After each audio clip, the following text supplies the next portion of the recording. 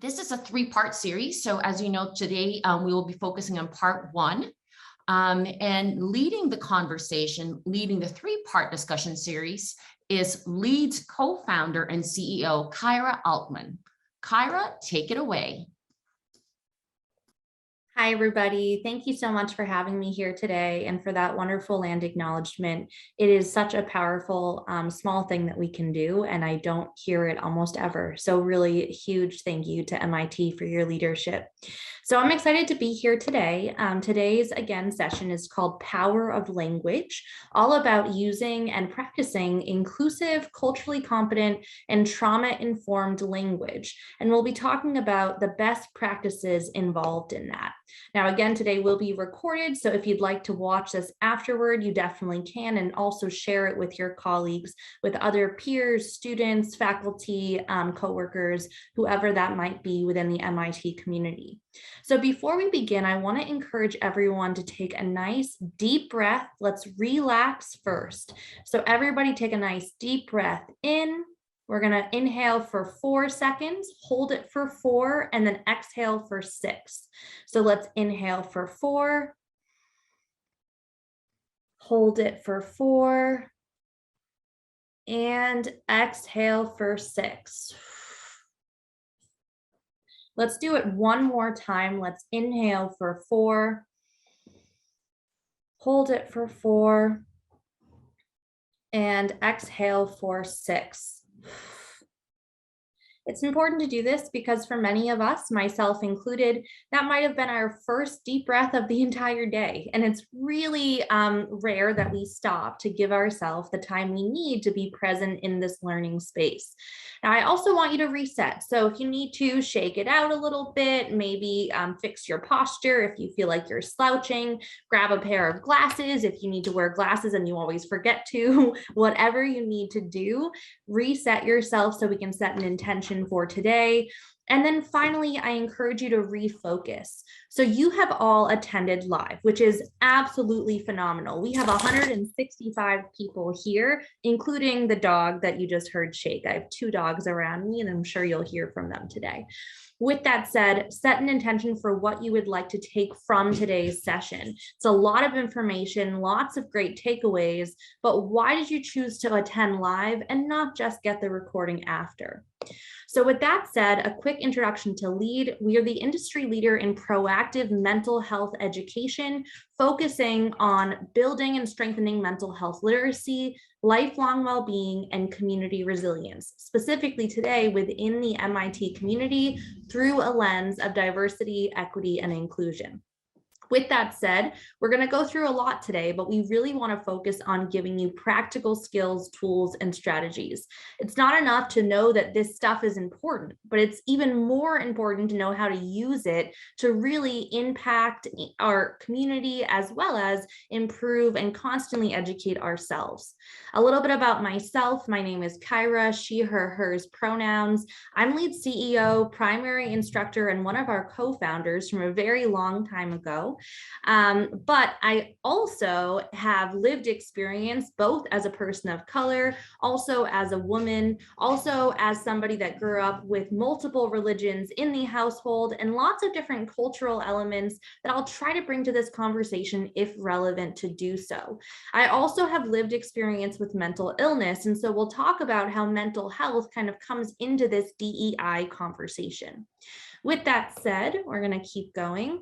I do want to mention that privilege, before we go any farther, is the unearned advantages, institutional preferential treatment, and exemption from identity-related oppression that white and some light-skinned folks have over people of color or people with darker skin tones. And I also want to acknowledge, even though I identify as a person of color, I also have fair skin. So I'm acknowledging the privilege I have that fair skin brings to you when you're living in the United States, which I do.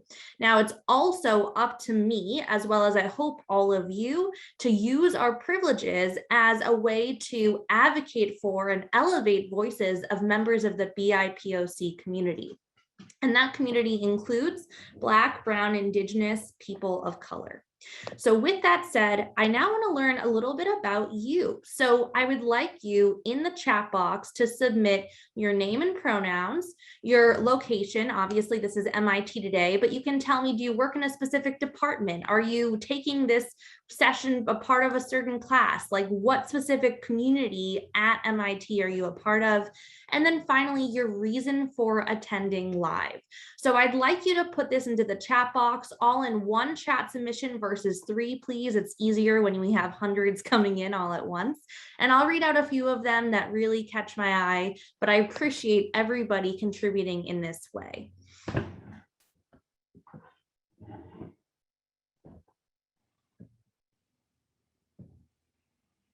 Welcome, Sam, Jason, Sarah, another Sarah, Julia. Julia says to be directly part of the conversation. We have Andrew, John, Susie, and please, if I say names wrong, I really encourage you and ask you to correct me, stop me, and make sure I can say it correctly for this time and for moving forward.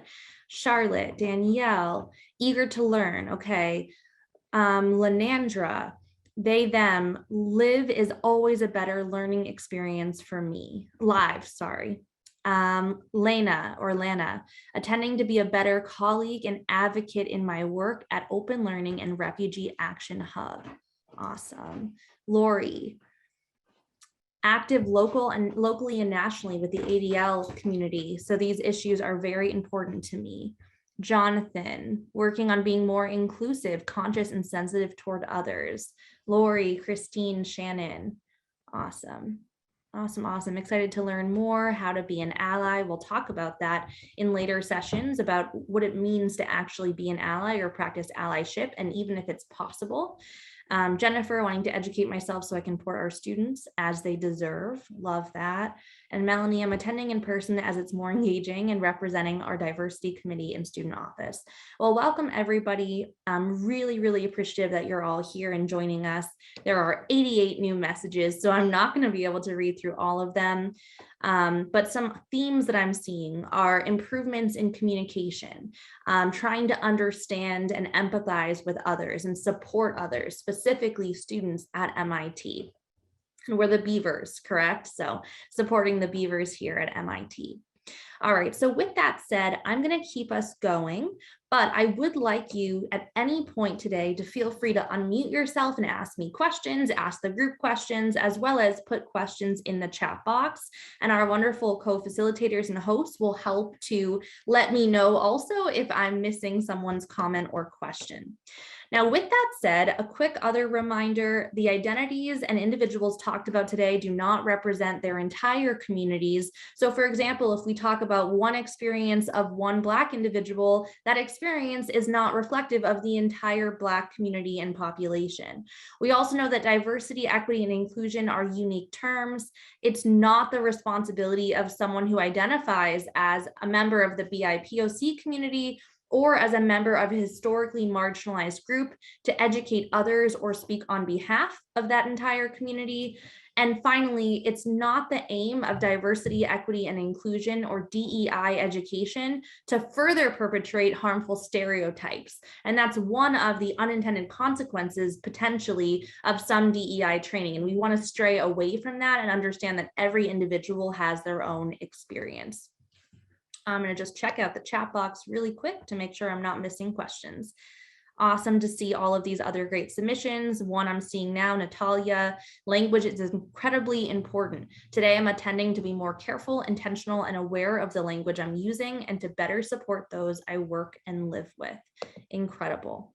So let's start with learning objective number 1 and get straight into this. So we want to teach you to use inclusive, culturally competent, and trauma-informed language when discussing historically marginalized groups.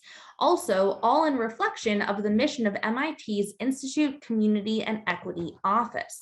Now, with that said, let's read what that mission statement looks like. Let's read the purpose of MIT ICEO. So we know that the ICEO shall lead MIT to make practical progress on a daily basis toward cultivating a caring community focused on MIT's shared values of excellence, community, equity, belonging, openness, integrity, and mutual respect. Now, a few of those words are going to keep showing up for us today, including community, equity, and belonging. And so when we talk about those words, I want you to be thinking back to this statement here and think about how does MIT ICEO support this, as well as how can you work and benefit from the great programs of the Institute Community and Equity Office and keep that learning and conversation going. So let's start off with a little bit of an open dialogue together. What does language, well, this is a Power of Language workshop, what does language have to do with equity, belonging, and mutual respect? 3 words that we just saw in that MIT ICEO statement. And feel free to unmute yourself, as well as feel free to put it in the chat box as well.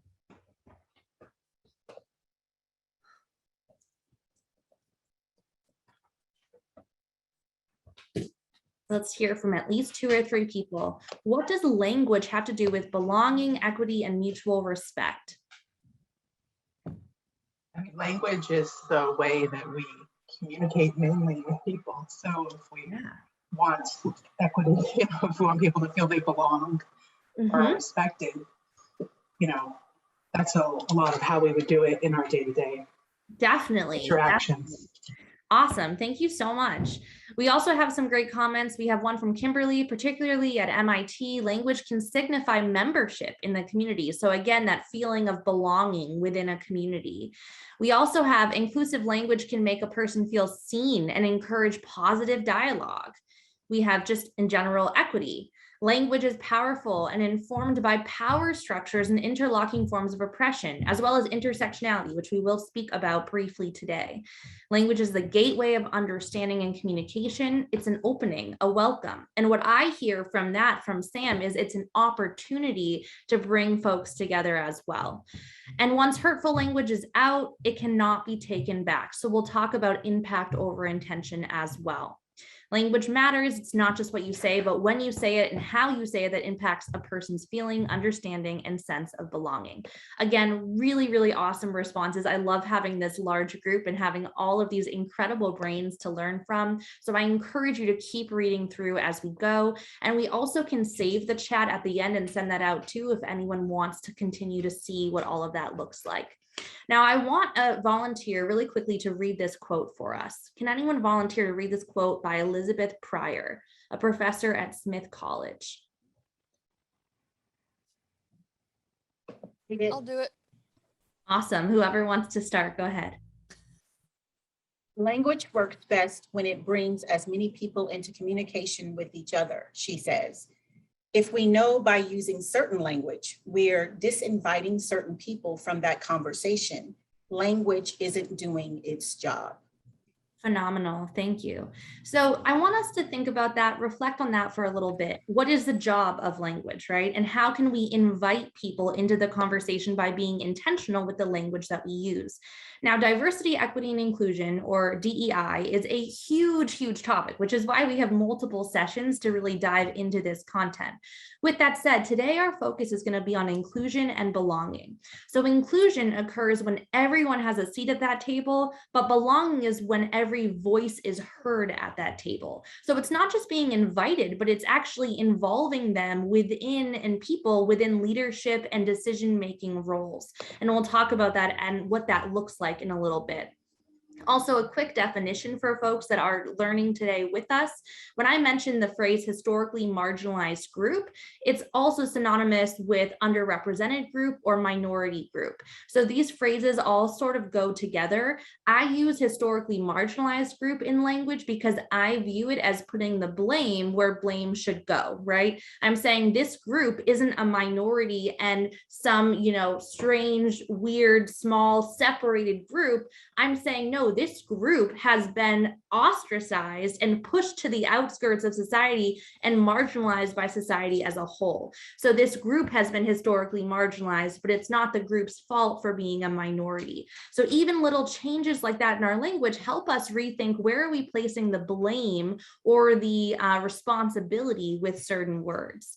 Now, with that said, I also want to talk about what culturally and linguistically informed language looks like. It allows us to interact effectively with people of different cultures, ensure the needs of all community members are addressed, and be respectful and responsive to cultural and linguistic needs and rights of diverse populations. Now, we also have gender affirming and LGBTQIA2S+ inclusive language. Now, I'm going to explain what that acronym is now. But again, I encourage you to learn more about this, and there will also be continuing education resources that we can send out that will help you put the pieces together in the limited time that we have today. So LGBTQIA2S+ stands for lesbian, gay, bisexual, transgender, queer or questioning, intersex, asexual, and two-spirit. And the plus is inclusive of any other gender identities or sexual orientations within the LGBTQ+ community. And so it really provides a nice big bubble of what can be included within that. Now, gender affirming language and inclusive language is language that focuses on validating and acknowledging someone's gender identity as opposed to, let's say, a sex assigned at birth and on their birth certificate. It also allows us to really think about the power of our language. So for example, if somebody is a transgender man, we wouldn't say, oh, male is your new gender. No, male was your gender from the beginning, from the get-go, and we're acknowledging that. So again, little things like that are important to kind of reduce stigma as well. So with that said, let's transition to learning objective number 2. Now that we have some basic definitions down and some context built, I now want to teach you how to avoid some common expressions, rooted in racism and discrimination, as well as use vocabulary that accurately reflects MIT's commitment to having this university-wide focus on DEI. So with that said, let's take a look at some phrases with racist origins. And one thing I also want to note here is that in some of these phrases, you'll also see certain words that have an X written instead of a letter. And that's because it is very not best practice, a bad practice. I don't know what the opposite of best practice is, but it's a big faux pas to actually write out and in full word any kind of racial slur or any type of word that can be really, really derogatory, especially toward the BIPOC community.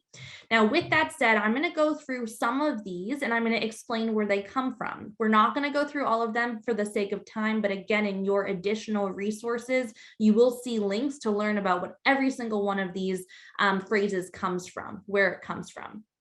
So let's start with peanut gallery, for example.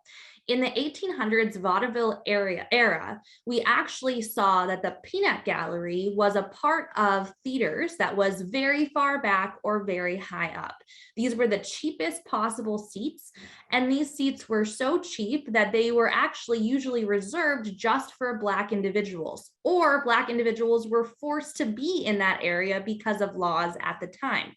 Now, with that said, the peanut gallery was a phrase that described these very terrible cheap seats, as well as the fact that this was a Black area of the theater. So again, peanut gallery is something with some not so great history. It also, even earlier, was referred to as the N-word gallery. So again, I also want to acknowledge here, I'm not saying the N-word out loud because again, that's a racial slur, but I can say the N-word. I could also, in worst case scenario, spell it out if you really didn't know what I was talking about, but it's ideal to not say these things out loud and to also not spell them fully when you're writing about them in an academic area or environment as well. Finally, we have some other things like low on or climbing the totem pole. So totem poles are actually objects that are really, really important to many Indigenous nations and Native American communities. And in fact, it actually is ironic that there's this phrase low on the totem pole as if that's a negative thing, when in certain Indigenous communities, being lower on the totem pole actually shows great reverence and honor, because totem poles would tell stories about Indigenous nations and really serve as an awesome tool for their spirituality and for their traditions and practices. Again, using phrases like this might harm Indigenous folks who are hearing this and hearing such a powerful, important piece of their culture being exploited for everyday language. And so it's important for us to take a step back and look at the origins and also look at the harm. Now, I also want to bring up this idea here that the impact of words is more important and greater than the intent. Now, most of us who say these words, and I say most because not all, but most of us who say these words are not ill-intentioned. We're not trying to be racist. We're not trying to hurt or harm others. However, without this education and the knowledge of the history of these phrases, we may harm others. And guess what? It's about them and not about us. It's not about us making ourselves feel better because we feel like, oh, well, I've been saying this my whole life, so why can't I say it anymore? And by the way, it's not that you're all of a sudden going to completely eradicate these from your vocabulary. That's not realistic. I say these words too on accident sometimes. Now, if I say one of these phrases on accident, I will now, though, because of the work that we do and we're doing today together, I will now stop and think about it and say, you know what, I wonder if there was a better word to use. Even before the session started, before you all came on, I was talking to Rachel and Patrice, and we were talking about Zoom bombing. And I was like, you know what, maybe we should use a different, better word for Zoom bombing than bombing for obvious reasons, right? These words hold power and we are going to make mistakes, but it's important to reflect on that. The other thing to think about is this quote here. So in Suddenly You Know, it's time to start something new and trust the magic of beginnings. So I give you this quote because I want you to think about this is not so much a negative thing, getting rid of a phrase that's in your vocabulary. This is an opportunity to really advocate for folks in your community and be a supportive partner to them when it comes to language. Now I'm going to talk about a few of these other phrases and then we'll keep going. So we also have very clear derogatory racial slurs, like some of the ones with those asterisks in them. We also have the word articulate. So you might hear a common microaggression. You're so articulate for a Black person or for a Hispanic person or whatever that might be. We also have words that are connotated with certain populations. So for example, thug and hooligan tend to be connotated with the Black community, and bugger tends to be connotated with the LGBTQ+ community. So these words, even though they might not have historically started with really attacking that community, they've morphed over time and they still cause significant harm when they're said out loud. We also have phrases like too many Indians, not enough chiefs, right? Describing things like even in a group meeting, maybe you're working with other students on a project and everyone wants to be in charge. Instead of using phrases like that, you want to think about more inclusive phrases that aren't using someone's identity and exploiting it for your own language convenience, right? Because that's what we're talking about here. Our own convenience being more important than actually really taking care of and supporting our diverse folks. Now, other things to think about, fuzzy wuzzy, that's also a way in the 1800s people described African-American hair or Black hair.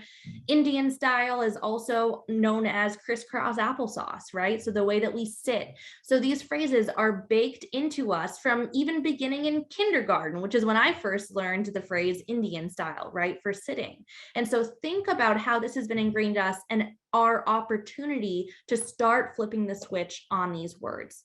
Some other things to think about, again, Black has connotated evil and disgrace, while white has connotated decency and purity. So even with words like we've just talked about, just the connotation or the suggestion that comes with them can be detrimental to the mental health of Black and brown folks.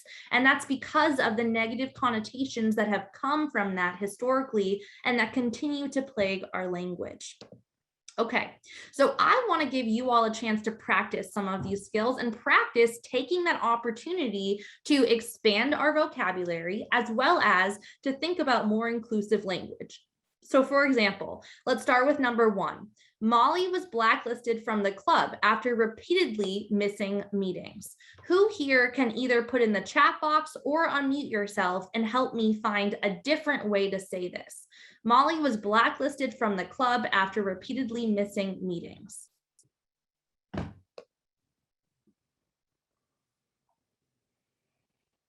So kicked out, suspended, expelled, denied membership, amazing. So super easy.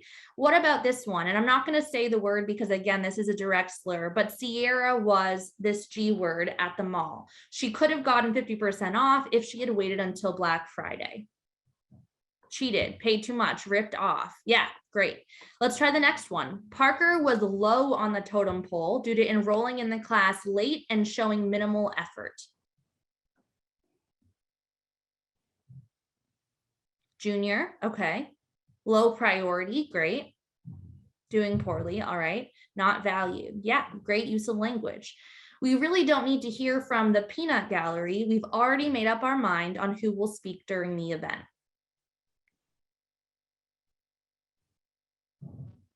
Yeah, so even if we replace it with cheap seats, right, or crowd or larger group, it's still probably not an inclusive statement because that's not inclusive when you're silencing people's thoughts and views. So there's two pieces to that one. Great job. Okay, and then last one. Sometimes I like to sit Indian style when I'm writing. Thank you, cross-legged. So this stuff is easy. It really is easy when we stop to think about how we can replace these words, but it comes with intention. We need to build up the practice of catching ourselves, apologizing, which we'll focus on a lot more in the next session, and then moving forward and using different language to make sure our communities are as inclusive as possible at MIT. Okay, and yeah, crisscross applesauce is a great one. Now, obviously, avoid derogatory terms and slurs. Again, if you need to, you can spell it out, but please don't spell out the entire word and don't say them out loud either. Even if you're in a space that you deem it's appropriate for academic purposes, it's still better not to say those words out loud. So a little bit of a Kyrah, sorry, I just want to jump in and comment that there are a few people that talked about Black Friday being problematic. So I just wanted to put it to your attention. Yeah, definitely. Okay, so I have not heard of that before, but I love a learning moment. So Robert says, meaning of Black Friday is that it's the day retailers typically move from being in the red to being in the black. Okay, people now say primary bedroom. I've noticed in design magazines, that's another example. So I don't know if Black Friday, if the word black has any relation to Black folks, because, and also Black Friday is considered a positive in that it's cheaper. I'm not sure. Okay. Here's some great information. Amanda says, the earliest evidence of the phrase Black Friday originated in Philadelphia, dating back to at least 1961, where it was used by police to describe the heavy pedestrian and vehicular traffic that would occur on the day after Thanksgiving. This usage dates at least to 1961. Okay, so we will do some more information on that, and I will include that in the post-course resources because this is a fascinating topic as well. But I love that we're hearing like this intentionality, and I love that you're all being reflective of the things that we're saying because that's what it's all about. So just to summarize learning objective 2 before we move on to our last piece, when you're speaking about or writing about a historically marginalized group, you want to refer to the specific group whenever possible. So for example, if you're talking about Japanese folks, you're not going to just say, oh, those Asian folks over there, right? Asia is huge. There are many, many countries within Asia. You need to be specific. Or when you're talking about a nation, an indigenous group, right? Don't just say indigenous people if you're talking about a specific indigenous nation or tribe, because there's very specific culture that happens within those specific groups among tribes even. You want to double check spelling and pronunciation of names. Now, I'm someone that's grown up always being called the wrong name. I've been called Kyrah my entire life, to the point now, and I don't recommend this, but this is my own personal experience with my name. I have so much frustration and resentment around being called the wrong name that I don't even give my first name when I make reservations at restaurants. Now, again, I'm not saying that you should go and do this. I give my middle name, usually Jessica, because people don't often misspell that. But that's that's my way of coping with this chronic frustration where my identity is not being seen, respected, or acknowledged. And so it's really important to give people permission to correct you when you're saying their name incorrectly, as well as to do your best to practice. Now, again, you're not going to be perfect. If you say someone's name incorrectly, try to catch yourself or ask, do you mind telling me one more time how to pronounce this, and then move forward. But you have to catch yourself. Now, you also want to respect individuals' cultural identities, modes of self-expression, and preferred or personal pronouns, and we'll talk about that soon. You want to avoid casting blame, judgment, or shame about a historically marginalized group, and avoid that term minority whenever possible for what we talked about earlier. You also want to avoid using acronyms whenever possible. So if you've noticed, anytime we've talked about DEI today, I've actually said out loud diversity, equity, and inclusion. It's really, really critical that we're giving explanations of acronyms as much as possible, because one, people might not know what those acronyms are, which is exclusionary in itself, but two, it's our job to really make what we're talking about accessible to folks within our MIT community and to your peers and to your professors and everything like that. Okay, so with that said, I want to open it up to all of you again, and I would like to hear from 2 or 3 people.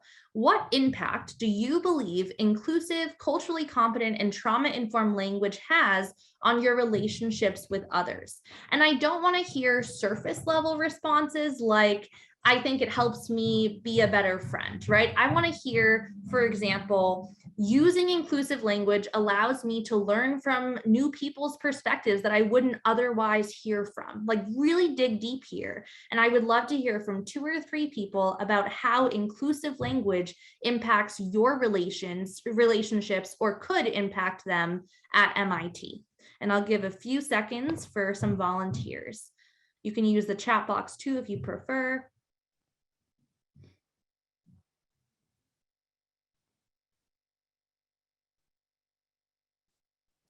And we'll talk about preferred and personal pronouns very, very soon, Jason. I'm so glad that you brought that up because we'll talk about that next.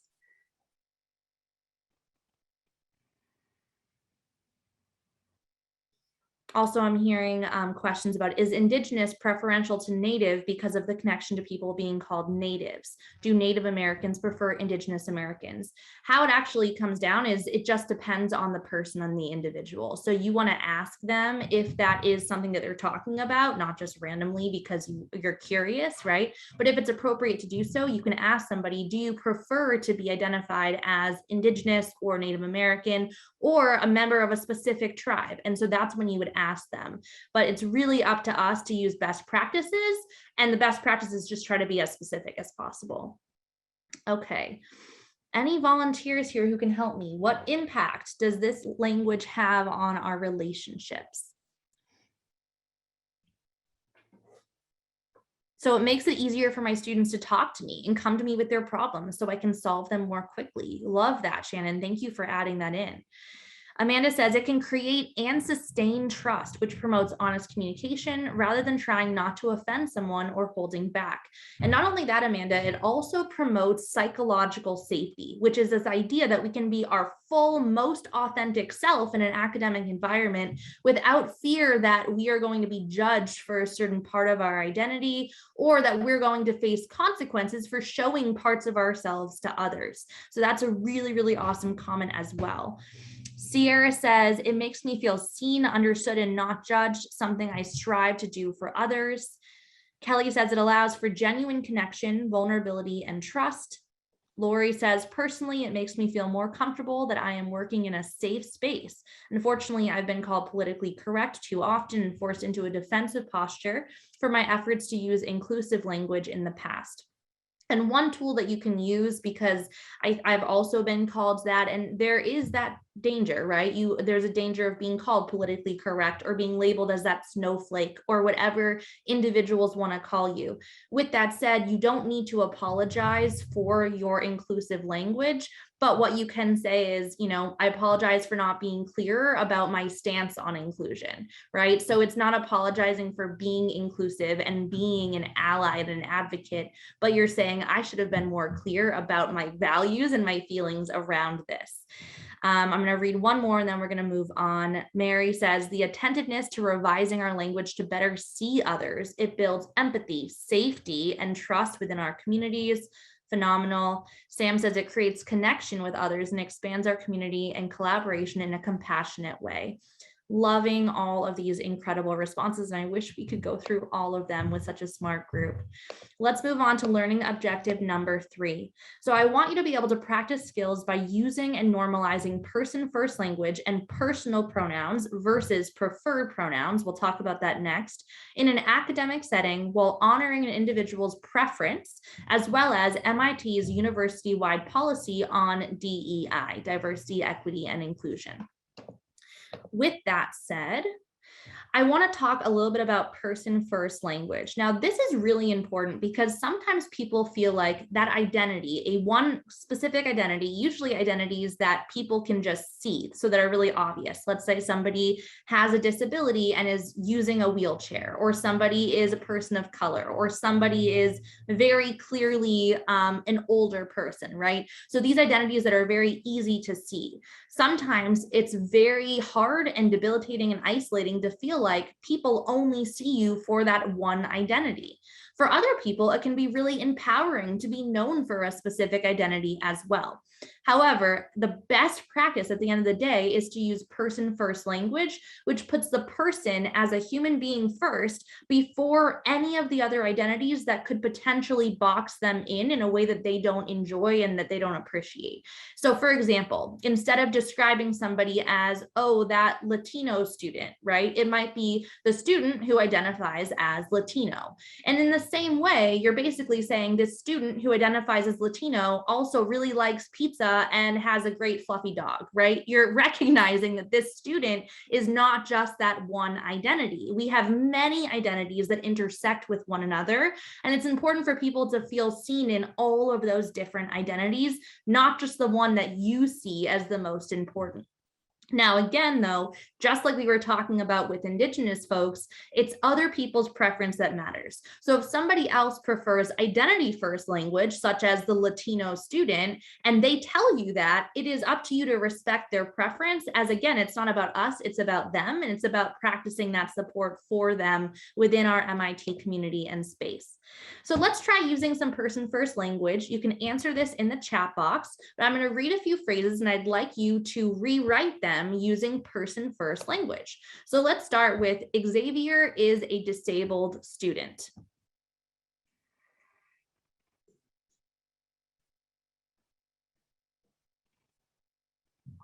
So Xavier is a student with a disability, right? Or who has a disability, definitely. Now, other things we sometimes do are we say, okay, well, Xavier is someone that struggles with mental health or with a disability. And what we're doing there is we're also assuming that there's that negative struggle there versus giving people the opportunity to not fall into that bucket or to not identify with that struggle. So it's also important that those framing words are also intentional. We could also say Xavier is differently abled. Yeah, definitely. And we're saying that it's not this disabled Xavier student. We're saying this is a person with a disability or who might be differently abled, as well as however Xavier wants to be referred to, for sure. Now, we also could say, and we also, by the way, think about this, why are we describing the student as disabled? Also, right? Like, does it have any relevance to the conversation? Is Xavier working on homework at the library and we're just noting about his disability that we think and we assume that we can see that disability, right? Like, there are so many assumptions and other things that really limit inclusion and belonging of folks. And a lot of that comes down to what biases are we bringing, what assumptions are we making, and how are we boxing somebody into an identity without even talking to them and connecting with them further and from human to human connection. The next one. So the wacky professor needs to take it down a notch. Okay, so the blank, so it could be the chemistry professor for sure. Don't trivialize mental health issues with wacky. Yeah, so words like wacky can also be very stigmatizing for mental illness. And wacky could mean a lot of things, right? It could mean that a professor is struggling with a mental illness. It could also mean that the professor is just disorganized, right? It could mean a lot of different things. And so again, having the opportunity to become more intentional and specific with our language allows us to say, the professor who might be unorganized or who might be struggling with their mental health might need some additional support, right? Or might need to practice some self-care rather than the wacky professor needs to take it down a notch. So again, all of these things to think about. Now, also take it down a notch is very similar to low on the totem pole, which again has those very exclusionary and racist origins. So we want to think about the history and the meaning of these phrases. The third one, the depressed student always sits in the back of the lecture hall. And Lori, that's a great example too. The professor is behaving in a way that is disconcerting for me, for sure. So Sheila tends to sit in the back of the hall. Yeah, or the professor's more intense than I'm used to, definitely. The student always sits at the back of the lecture hall. How do you know they're depressed? Yeah, or you could also say the person that is really isolating themselves, right? Being more specific with what's happening versus how do you know that they have depression? Depression is a diagnosable illness. It's more than just a sadness, that's situational. Awesome job, everybody. And finally, we really need to get the Black kids over it, or we really need the Black kids to get over it. How can we change that? Using person-first language, and also just trying to be inclusive and not incredibly rude and discriminatory. So the Black kids, right, don't need to do anything. First of all, we can't take one identity and say all people do one thing or share one behavior. That's just not factual, and we're smart people, so that doesn't make much sense.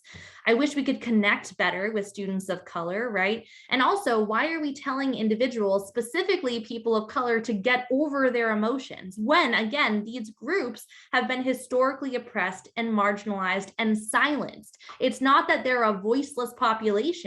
They have a voice, and that voice has been silenced by society, by government, by structures as a whole. So again, thinking about the power that this language has, that last sentence holds so much weight, and we could spend an hour unpacking just that sentence alone. And again, that's why we have to be so careful about the words that we choose. Also, I just want to say on a side note, I love the +1 actions that everyone's doing in the chat. I've never seen that before, and I love it. I think it's super helpful and great that we're supporting each other. And so again, we've already talked about this, but there's clearly many other things that are wrong, stigmatizing, and hurtful about the statements on this slide. And by no means are we saying to do these statements, to say these, or to even practice these out loud. This is really just for this learning environment where we're trying to practice getting rid of identity-first language and using person-first language unless someone has told us otherwise.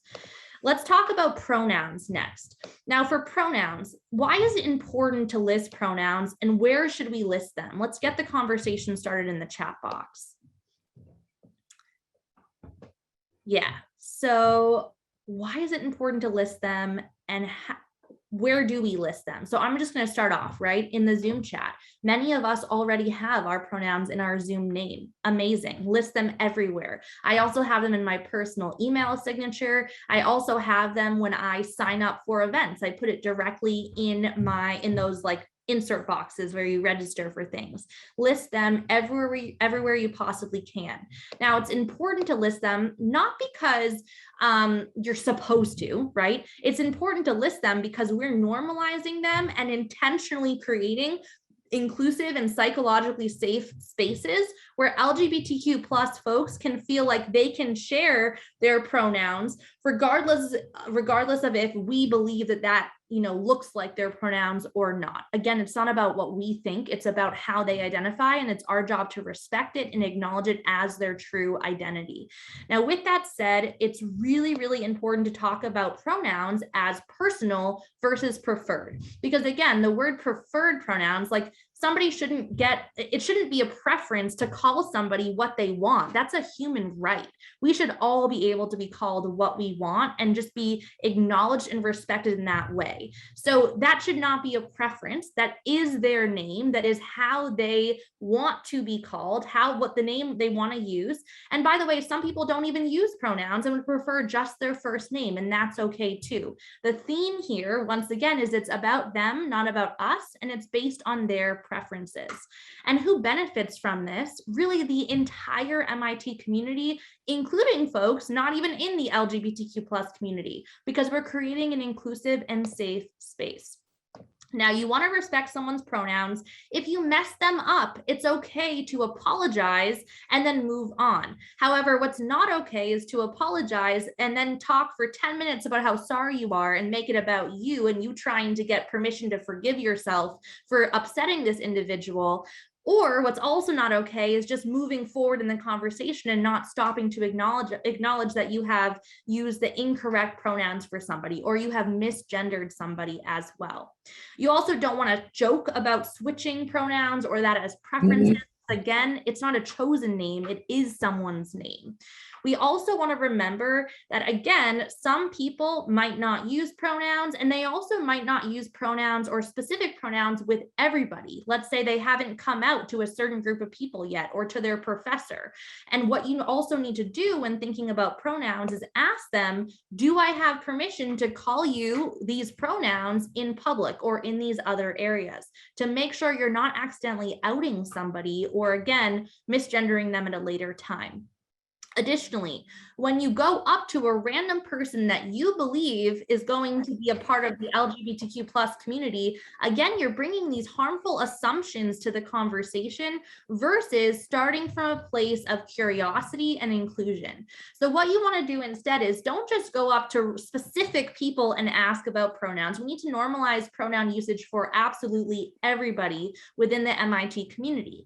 Also, if you'd like to know somebody's pronouns, and if it's relevant to the conversation and to what you're doing, you first want to introduce yourself and start from a place of vulnerability. So for example, I might say to Rachel, hey, Rachel, my name's Kyrah. I go by she, her, hers pronouns. If you feel comfortable, what are your pronouns? And Rachel could tell me, and then I could follow that up with, hey, Rachel, is it okay if I use those pronouns in a public space or around other people? And so it's simple. We don't need to go into a 5-minute conversation about this. If I screw up in the future, which I likely will, if I've known Rachel before and then Rachel's name was changed, right? That's normal, but I need to apologize in order for us to move forward.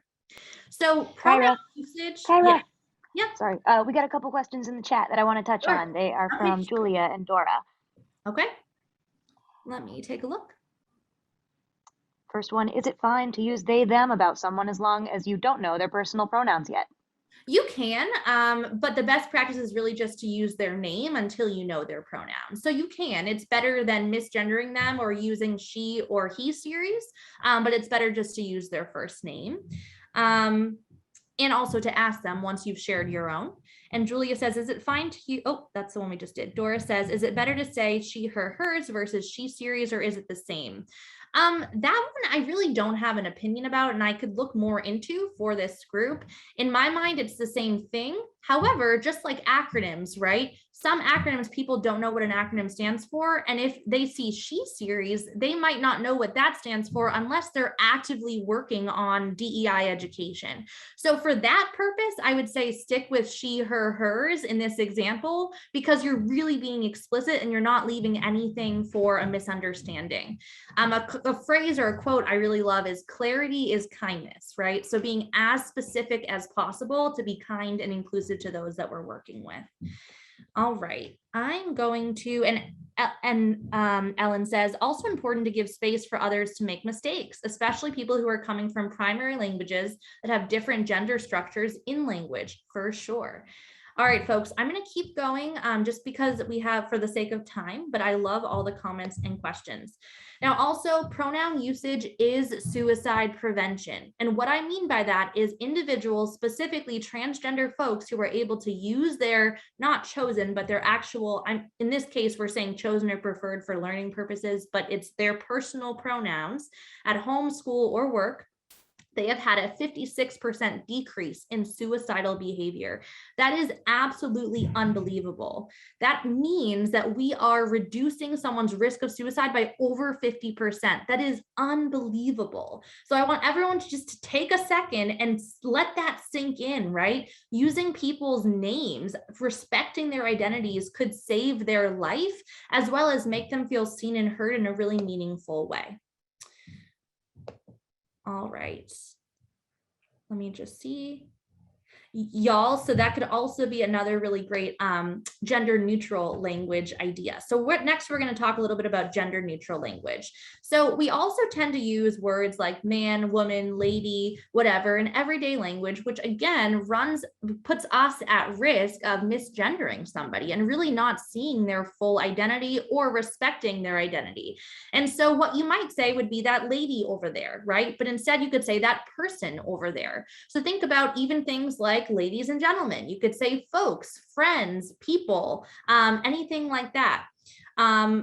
For instead of boyfriend or girlfriend, you could say partner, right? And for example, with partner, again, it's not just important that we recognize that a partner potentially means a significant other in a queer relationship. If we don't say partner in heterosexual relationships, right, we're not normalizing it. And again, we need to normalize that we don't know everything, and we want to normalize not making those assumptions about people. So instead of saying, hey, do you have a boyfriend or girlfriend, you could say, hey, do you have a significant other, or do you have a partner, or are you dating anyone, right? Being more vague and being more open to allow them to educate you. So these are just some other examples. Now we're going to finish up with a quick conversation about adding X to descriptive words. So a lot of times when we talk about folks in written form, or even a Latinx community, we use the letter X at the very end. Now, the reason for this is because the X allows the word to be gender inclusive. So what that means is it's inclusive of folks who are gender nonconforming or non-binary. And that means it's individuals who don't identify with just female or male or the binary idea of gender. Now, with that said, by adding this X, we're basically saying we are intentionally including you in this conversation and in this space. Now, the problem with that X, specifically with the phrase Latinx, is that many individuals within the Latina community actually really hate this phrase, because this phrase is more commonly used in academia. It was developed by white folks to talk about this community versus developed from in the community itself. And it often can feel like additional colonization by white, higher educated, folks when it comes to this historically marginalized group. And so you have to be very cautious about using this word. And also remember that just because you put an X in a word to try to be inclusionary, if you don't have practices, let's say at a Latinx club, that are intentionally inclusionary of non-binary folks, you're not going far enough. So just changing words for no reason at all, and when you're not going to follow it up with action, can do more harm than good. So now, in conclusion, just because we have 2 minutes left, there are 3 main factors that guide us toward cultural humility. And cultural humility is this idea that we're never going to know everything. We're going to make mistakes, and it's our job to acknowledge and apologize when we make that mistake, and then educate ourselves instead of putting the job of educating us on the person we just unintentionally harmed, right, with our language, as well as aspiring to develop partnerships with people and groups who advocate for others and who educate others. That also means that if you hear bias, if you hear exclusionary language or microaggressions or harmful words, it's your job to report that to the MIT Bias Response Team, which is an incredible resource that most universities do not have. So you want to use your resources, you want to use MIT's commitment to DEI to really help support the inclusion of your academic community. So a final question: what is your biggest takeaway from today? This was a jam-packed session with lots of great conversation and tools and skills. What is the one big, powerful takeaway you have for today? Feel free to put it in the chat box or unmute yourself and share. Humility, awesome. Apologizing if you make a mistake. Thinking before you speak, being intentional, say what you mean, leverage community knowledge, openness, willing to learn, a better understanding of why pronouns are important, clarity is kindness. I absolutely love it. I'm going to keep reading those out, so feel free to keep sending them in. Now, in the last minute, I want to also share with you, we don't want this to be the last time that you're learning about DEI education. So after your sessions with LEAD, we will be inviting you to an exclusive Facebook group for people that have been trained by LEAD, where we will post daily free continuing education. We'll also send you educational newsletters with DEI related tips specific to the academic community. You'll also get this 40-page resource guide focused on trauma-informed, culturally competent, and LGBTQ+ inclusive resources. To get these resources, though, I need you right now, before you forget, I'm going to put it in the chat, to fill out this 3-minute survey. Please, please, please do this. It helps me improve for the future as an instructor and as someone that's always trying to learn myself, but it also allows us to give you incredible resources. Finally, thank you all so much for your time, your vulnerability, and your engagement today. It was great to meet you. I can't wait to read the rest of your comments in the chat box. I'm going to hang out if anyone else has other questions, so I'll be here until everyone else is gone. But please just let me know, and thank you so much, and I'll see you next time. Contact information is also up on this slide if you'd like to get in touch with us. I'll also put my private email in the chat, but again, please fill out that survey, and I will stop the recording next.